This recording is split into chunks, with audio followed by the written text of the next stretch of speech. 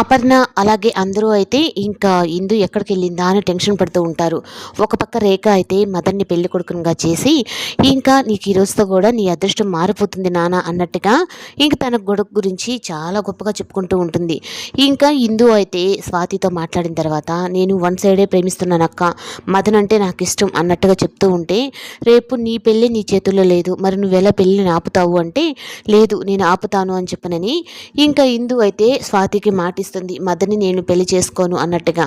ఇంకా అందరూ పెళ్లి హడావిడిలో ఉంటే ఇంకా ఇందు అయితే రాజు దగ్గరికి వెళ్ళి నీతో అర్జెంటుగా నేను మాట్లాడాలి రా అని చెప్పని వెంటనే గుడికైతే తీసుకొని వెళ్ళి, నేను పెళ్లి చేసుకుంటేనే ఆస్తి నాదవుతుందని ఇంకా మా రేఖ ఆంటీ ఇలా చేసింది అని చెప్పనని ఇంకా ఉండేటప్పటికీ ఇంకా అందరూ పెళ్ళికి ఉన్నారు అంటే ఇంకా రేఖ అయితే ఇందు తప్పుపోవడానికి మళ్ళీ తనని ఏదైనా చేసావా అని చెప్పని ఇంకా అపర్ణని అయితే చంపాలని చూస్తూ గన్ షూట్ పెడుతుంది. అసలు నాకు ఏ విషయం తెలియదు అన్నట్టుగా ఇంకా అపర్ణ సుభాష్ అందరూ చెప్తున్నా కానీ వినిపించుకోకుండా ఇంకా తనని కాల్చాలి అని చెప్పి అనుకున్న సమయానికైతే ఆగండి అని చెప్పని రాజ్ అలాగే ఇందు ఇద్దరు అయితే అక్కడికి వస్తారు.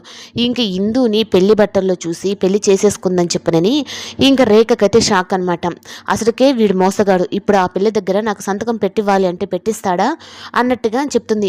ఇంకా రాజు లాగే ఉన్న స్వరాజ్ని చూసి ఇంకా సుభాష్ అలాగే అపర్ణ అయితే నా కొడుకు సేమ్ రాజు లాగే ఉన్నాడు, నువ్వెవరివో కాదు నా కూతురు కొడుకువి అన్నట్టుగా ఇంకా సుభాష్ అపర్ణ ఇద్దరైతే వాళ్ళని ఆశీర్వదిస్తారు. ఇంకా రేఖ అయితే మాత్రం ఇంకా నేను అసలు ఒప్పుకోను అన్నట్టుగా అనుకుని, అయినా నాకేం అవసరం, తను పెళ్ళే కావాల్సింది, ఆ పెళ్ళి ఎలాగ జరిగితే ఏముంది, ఆస్తి వరకు నేను రాపిచ్చేసుకుని తర్వాత వాళ్ళని గెంటేస్తాను ఇంట్లో నుంచి అన్నట్టుగా తను అనుకుంటుంది. కానీ అక్కడున్న రాజు అయితే మాత్రం నా భార్య విషయంలో ఏ నిర్ణయం తీసుకోవాలన్నా అది నేనే తీసుకోవాలి అన్నట్టుగా చెప్తాడు.